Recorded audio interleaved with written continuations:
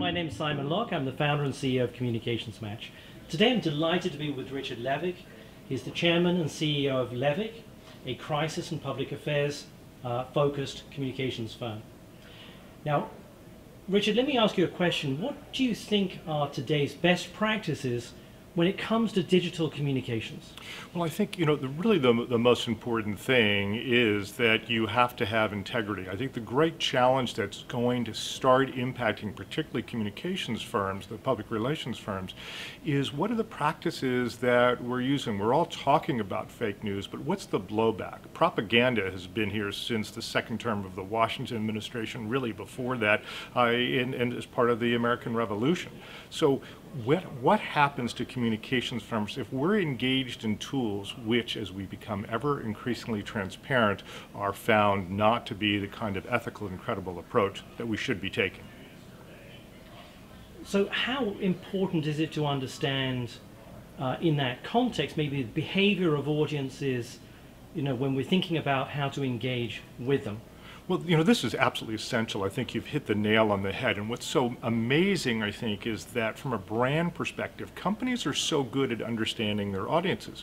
But when you get into public affairs, when you get into crisis, they're not very good at anticipating the canary in the coal mine. If you look at all the major social issues over the last several decades, certainly as the internet revolution is upon us, whether it's fracking or Keystone or GMOs or sugar, whatever the issue is that companies and industries miss that. So it's absolutely essential that you are able to read what's going to happen next. Be the Merlin, look into the crystal ball and determine this is what's going to happen next. This is where the market or audiences are moving. We need to be ahead of that.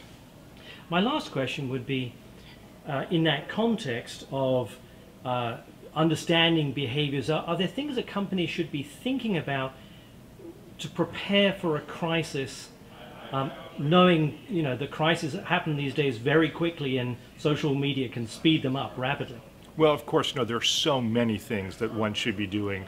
Know your crisis team, not just have one, but know them. Have a relationship with your insurance provider so that they can be of assistance during a crisis. Do a chronology, which it's amazing that so many major companies don't do, and then their crisis teams are not on the same page or they can't predict what's going to happen next. But I think the most critically important thing to do in this day and age is we are in a revolution. Companies and CMOs and public relations professionals, we're used to reacting because we're in control. We have controlled the communications for 70 years under this model, but we no longer are. Now we have to be proactive from a public affairs and a crisis point of view, and that means risk mapping. And risk mapping means identifying early what's happening in all these different social platforms so we can put the stars in the constellation together and see what threats are emerging and be able to position ourselves not just to respond to a crisis, but to avoid it. Richard, thanks very much indeed. Thank you so much.